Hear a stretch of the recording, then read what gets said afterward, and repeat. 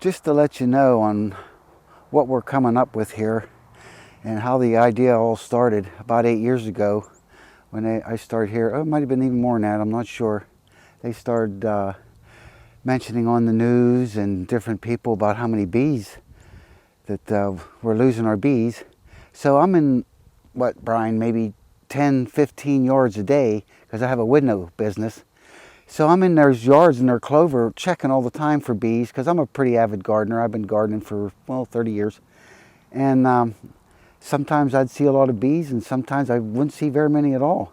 So as I come home and I'm checking my yards out for my plants and that, and I'm cutting the grass, and I'll be darned if I seen I was running over a few bees at a time. So I got a stick as I was riding. I'm knocking them out of the way. It took too long, but I did it anyway just to save my bees. I ended up using my leaf blower, setting it on top of the hood, pointing it. Holy smokes, I was blowing the bees away left and right. Before that, I had killed 43 bees, not all honeybees. Maybe half of them or whatever was bumblebees, which are pollinators too. And I killed 43 in a half an hour. That's when I decided, I used my blower. I'll be darned if it didn't work great. Just 75, 80% of the bees it worked on. So I ended up coming up with this blower with a nice funnel on it, so I don't want to be sitting there holding it, and who does whenever they're cutting their grass. And I got the nice wide width so that I get at least 45 inches better a cut.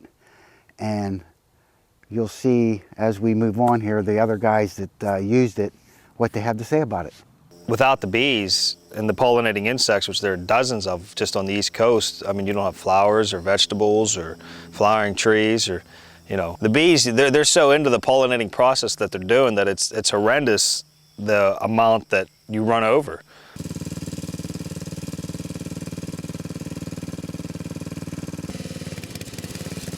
We started asking some friends to take note to this when they were cutting their grass, and every single one of them was amazed that, you know, they couldn't get the bees they'd slow down, go slower, and they just couldn't get them to move. You were just running over, you know, 90% of the bees just constantly.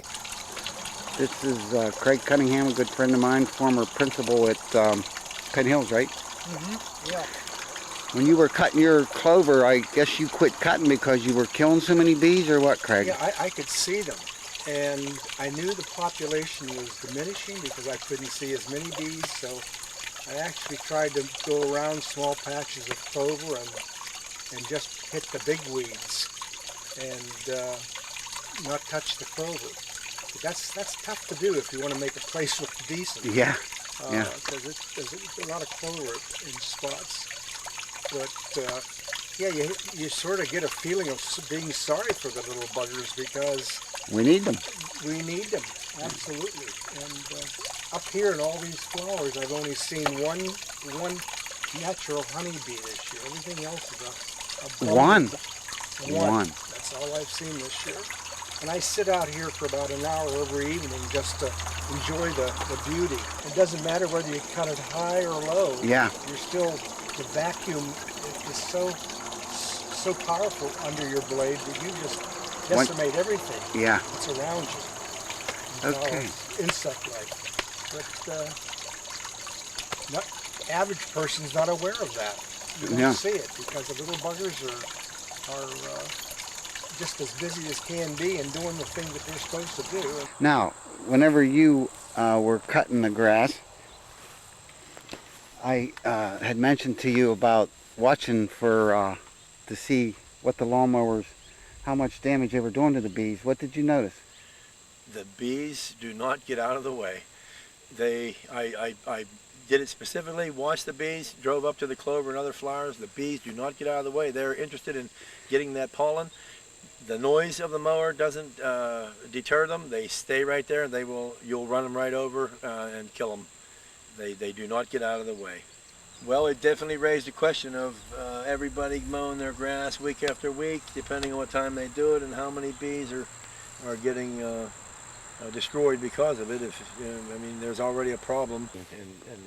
So you attract a lot of your bees and that through flowers too, don't you? Flowers, excellent. Not only is it pretty, but it brings pollinators in. There's certain flowers have certain smells and pheromones that allegedly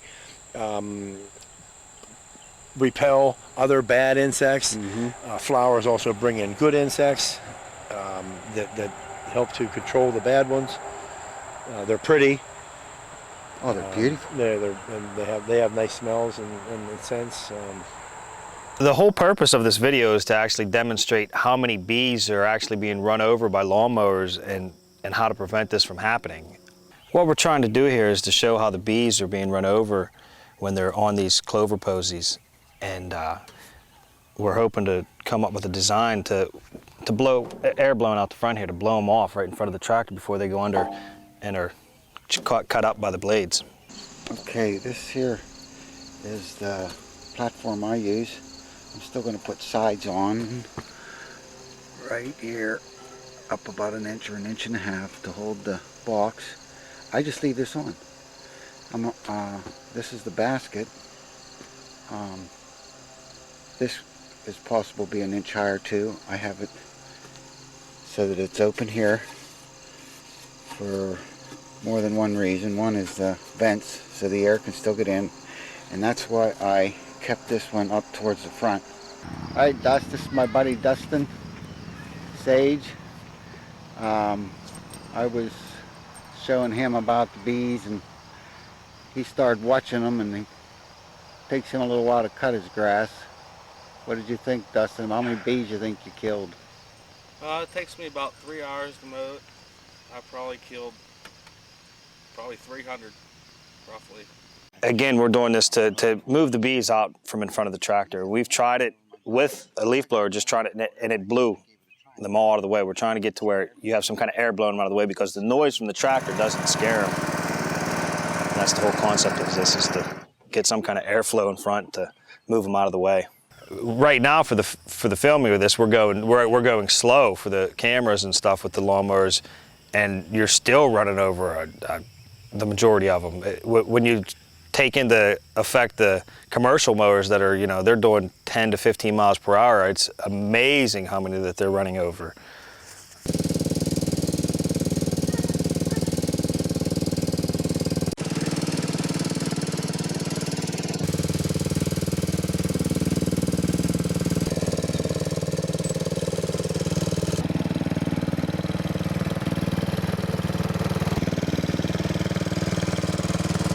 I'm Keith Korchak, Kevin Korchak. We're the filmers for this entire project. I'd say the biggest thing we noticed with the bees is the bees, they like to hang on to clover. The lawnmower alone, the noise from the engine, it doesn't scare the bees. The bees stay on the clovers and the flowers. It takes some kind of wind or some kind of energy to push them off.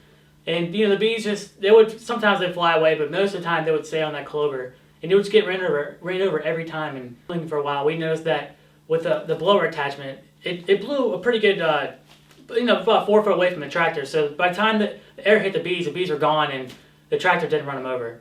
But without the blower attachment, most of the bees were getting ran over and they were dying, because the blade's just gonna chop them up, and it's just gonna make a whole vortex. They're just so concerned about getting the nectar that that's their goal. That's all they want to do is get the nectar from those plants and from the flowers, and so they don't even notice the mower. They don't hear the engine. They don't care about it. So they just hold on. But with the blower attachment, it blows them away before they get a chance to even think of what's going on. It especially benefits people who have gardens and plants and flowers in general, because they need that pollination to help their crops grow and their flowers bloom better. And so not so much in like the city, like urban areas, because people don't have gardens. You don't need any plants to pollinate. But around these rural areas, this is where you needed that. You need all these bees, and that's where they can habitat. That's where habitat is basically. My friend Maurice DeSimone. He's one of the friends of mine that helped me look into this to see how it worked. And here's his point of view. Go ahead, Maurice. Like you said, Kevin, I was killing thousands and thousands of bees, either with the tires or the blades.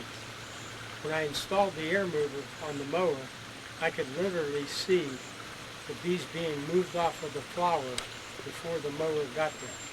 So that got them away from the wheels and the blade. Good idea, Mike.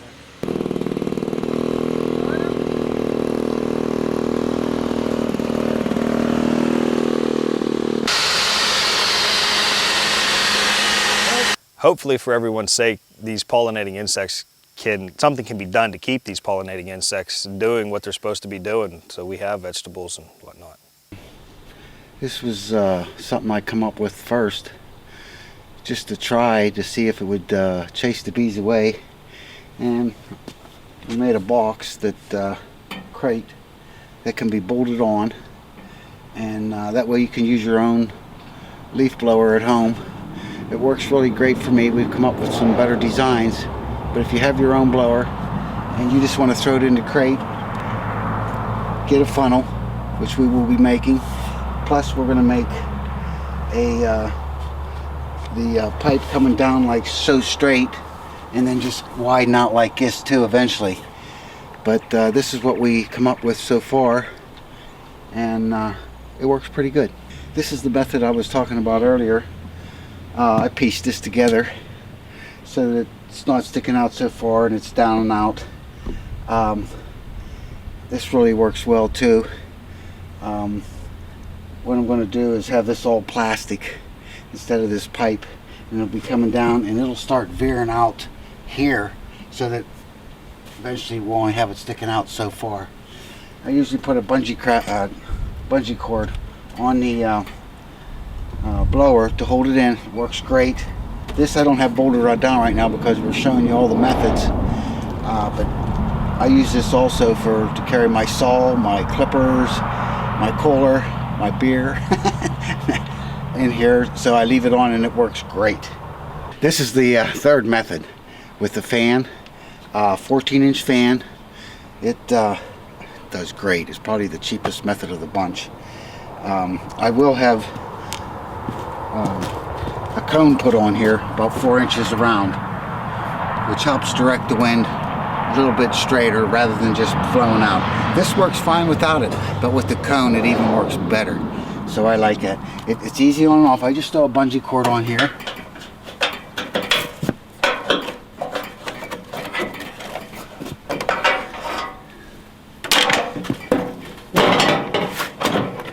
Secure like that, quick. Pretty cheap with this method. It works really, really good. Okay, this is the last and final method. This is the best protocol we have right now. Very simple, easy, light. This will be plastic. It's light now, even with this metal. This is 250 CFMs from this. This is a marine blower. Strong, durable, just great. I'm just so glad I found this one. The bracket can be mounted on to the front. You can mount it on the top. That way you can adjust whatever way you want. You can come clear down on the heat shields, because some of these mowers, the heat shields are sticking out this far and higher. So they can go right on the heat shield. This one's down a little low. I could still do it down there, but I would prefer with this one, I'll put it on this side so that this is in the middle. The blower has to be in the middle to get the right airflow from tire to tire to blow away the bees. Again, this is 10 inches.